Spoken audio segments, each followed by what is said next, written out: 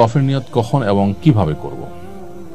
তওয়াফের নিয়ত হবে যখন আমরা তওয়াফ শুরু করব, অর্থাৎ আমি হারামে গেলাম, হারামে গিয়ে হাজরুল আসাদ পাথর বরাবর যখন আসলাম, হাতের বাম পাশে হাজরুল আসাদ পাথর এবং ডান পাশে সবুজ লাইট, তখন থেকে আমি তওয়াফের নিয়ত করব।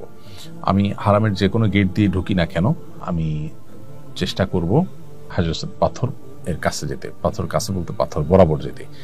পাথর বরাবর গিয়ে হাতের বামে পাথরকে রেখে ডানে সবুজ লাইট পড়বে, এই দুইটাকে রেখে তারপর আমরা শুরু করবো। অর্থাৎ তখন থেকে তওয়াফের নিয়ত হবে। অবশ্য নিয়ত বলতে এরকম আলাদা কোনো নিয়ত নয়, তবে ওই জায়গা থেকে তওয়াফটা স্টার্ট হবে এবং ওখানে আবার শেষ হবে। তওয়াফের সংখ্যা নিয়ে সন্দেহ হলে করণীয় কি? তওয়াফের সংখ্যা নিয়ে যদি সন্দেহ হয় যে আমি কয়বার তওয়াফ করেছি, তাহলে সেক্ষেত্রে কম সংখ্যকটাকে ধরে নেব। ধরুন 5 বার না 6 বার, এটা নিয়ে সন্দেহ হচ্ছে, 5 বার ধরে নেব। 6 বার না 7 বার, এটা নিয়ে সন্দেহ হচ্ছে, তাহলে 6ষ্ঠ বার আমি ধরে নেব। কমটা ধরে নিয়ে আমি তওয়াফ শেষ করব এবং নামাজের মতো এখানে কোনো সিজদা সুহুর ব্যাপার নেই। তবে চেষ্টা করা উচিত যাতে আমি কোনো প্রকার সন্দেহের মধ্যে না পড়ি এবং ভালো করে যাতে গুনে গুনে করা যায়।